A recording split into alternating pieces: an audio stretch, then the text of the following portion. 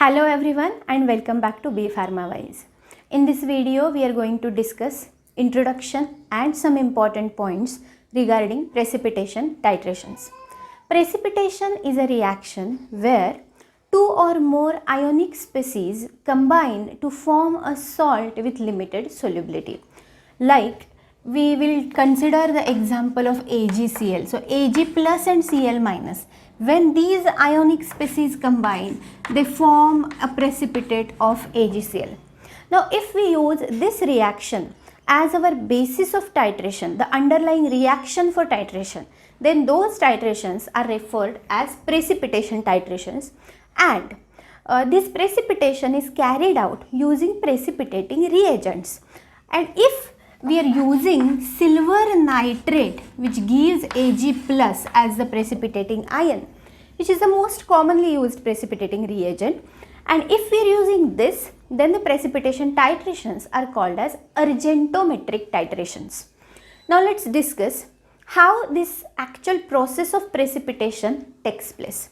See, whenever we are starting to dissolve any solute in the solution, it converts into ions, it undergoes ionization, and then it is hydrated. So we are saying that it is getting solubilized. So there is a particular capacity of a solvent to hold the solute. Till that point, the solution is said to be unsaturated, and a certain point comes when no more solute can be accommodated in the solvent. It has reached the maximum capacity. That stage is called as saturated solution. And if we try to dissolve further more solute, then the solution becomes supersaturated and then precipitation takes place. Now this whole concept is based on solubility product. Now solubility product, what is solubility product? Let's take an example and understand. Suppose I am having a salt, calcium oxalate, CaC2O4. Now when this is solid salt, when I'll try to dissolve this salt, it will break down into ions, calcium ions and oxalate ions, and they will dissolve in the solution. So I am writing aqueous. Now they are not solid, they are aqueous.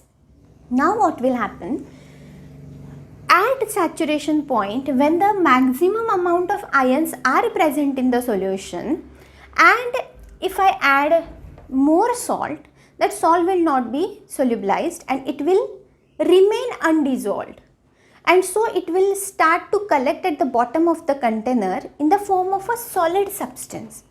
Now at that point, if I write, equilibrium will be established, right? Because ions and the undissolved solids are in equilibrium. So at equilibrium, for this reaction, if I write the law of mass action, then the law of mass action constant I will write as concentration of calcium ions into concentration of oxalate ions, and divided by the concentration of calcium oxalate, which is solid, undissolved.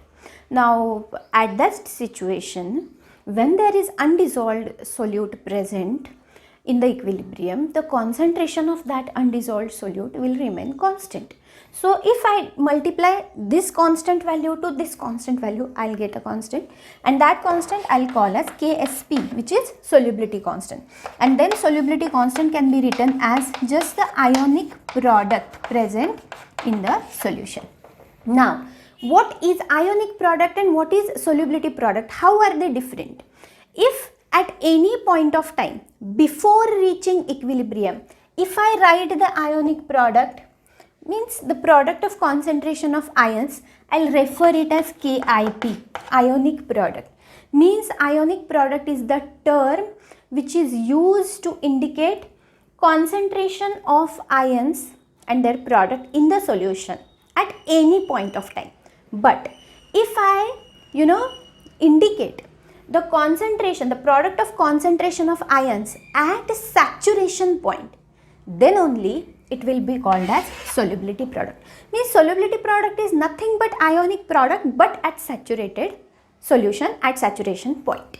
So now I will tell you three very important criteria to judge whether the precipitation will occur or not. If my Kip is less than Ksp, means if the value of ionic product is not yet reached the Ksp, means the value at saturation point, then the solution is unsaturated and we can dissolve more solute into it. If my Kip value is equal to Ksp value, then Ksp means the ionic product at saturation point. So at that point my solution is actually saturated. And if my Kip value exceeds the Ksp value, it means saturation point has been exceeded. Now we are trying to accommodate much more solute than desired. Then the solution becomes super saturated and here the precipitation actually starts. So to judge whether the precipitation will occur in a particular scenario or not will entirely depend upon the values of Kip and Ksp, and without going into practical details, looking at these values we can predict that yes, precipitation will occur or precipitation will not occur. It also has a very important role in deciding which salt we will be using for the particular conditions in precipitation titrations. The lower the value of Ksp for that salt, easier for us or easier it is to precipitate that salt because the value gets exceeded fast. So it has so many applications in precipitation titration. Now as you have understood this entire scenario of precipitation, let's quickly dive into the factors which affect the solubility of PPT. See, the conditions, we are using precipitation titration, so we want our precipitate to stay intact, insoluble, and it should be formed rapidly and quantitatively. Otherwise we won't be able to get the quick and sharp end point results in our titrations, because titrations means volumetric analysis. We want quantitative results, we want fast results. So precipitate should be insoluble and precipitate should form rapidly and quantitatively. So that precipitate should not be affected by co-precipitation and it should not get solubilized under the conditions of titration. So we should understand what are the different factors which affect the solubility of precipitate. The first factor which affects the solubility of precipitate is common ion effect. I am sure you must have heard about this term, and it is based on the Le-Chatelier's principle, which says that the system in equilibrium tries to maintain the equilibrium no matter what happens. So even if a small change happens at left hand side, the system will re-establish the equilibrium by adjusting itself so that the equilibrium is maintained. The system will try to retain the balance of left hand side and right hand side. This is our Le-Chatelier's principle, and our common ion effect goes hand in hand with this principle, and it states, common ion effect states that we can actually affect the solubility of precipitate, means we can actually decide whether the PPT will dissolve or the PPT will form based on this effect called as common ion effect. I'll give you a very simple scenario what we can do. Suppose I am having, let's take an example, sodium chloride. We are treating it with silver nitrate to form AgCl PPT and NaNO3 is being formed. This is a simple reaction. Now in this case, this AgCl is my PPT, silver chloride. If I add another solution of say any other salt like calcium chloride, if I add calcium chloride, and calcium chloride will yield calcium ions and chloride ions. Now what will happen? Once the system is in equilibrium, the left hand side and right hand side ionic concentrations has been balanced. Now I have suddenly added excess of chloride ions. Now chloride ion is actually a common ion to my PPT. So we can make use of this principle to actually complete the precipitation process. Or in gravimetric analysis, when we have to wash the precipitate, then we will select the solvent in such a way that it will not dissolve the PPT, but it will keep the PPT intact. So this principle comes handy in various situations. The second situation which affects the solubility of PPT is actually the H plus ion concentration or OH minus ion concentration, or we can see acidity or basicity of the solution. Now how it affects the solubility of PPT, I'll tell you. Suppose there are two situations we will consider. In first situation, consider the precipitate of magnesium hydroxide. Now magnesium hydroxide itself is having OH minus ions in the solution, right? So if I'll add H plus ions, means I'll add acid, then what will happen? These H plus ions are going to react with OH minus ions. So OH minus ion concentration will drop. And if OH minus concentration will drop, the magnesium hydroxide will actually shift the reaction towards forward side to compensate the OH minus ions lost. So formation of ions will be favored and our PPT will dissolve, right? But if I add base in the solution, then the concentration of OH minus ions will increase. And what will happen? It will lead to backward reaction.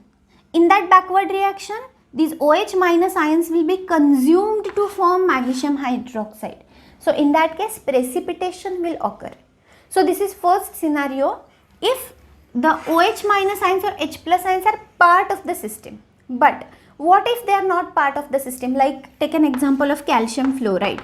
This calcium fluoride gives rise to ions calcium and fluoride ions. Now if I add any acid into it, see there is no H plus or OH minus ions as a part of the system. But if I add H plus ions in the form of acid, these ions have the ability to react with fluoride ions to form HF, which is a weak acid. So basically because of this reaction also the concentration of fluoride ions is decreasing. And when the concentration of fluoride ions goes down, the system will try to compensate it by shifting the forward reaction or the shifting the equilibrium towards right hand side. So more and more fluoride ions will be formed and the solubility of calcium fluoride will increase. Because when the solubility will increase, then only fluoride ions will be set free. Right? So these are the situations where acidity or basicity of a solution, added solution, will impact the precipitate. Okay, this is the second thing. The next thing which we should discuss is the temperature. We already know this, that temperature plays a very important role in deciding the solubility. If we increase the temperature, solubility is definitely going to increase. See, this can differ from substance to substance. For some substances, the solubility will increase by 1 or 2 fold.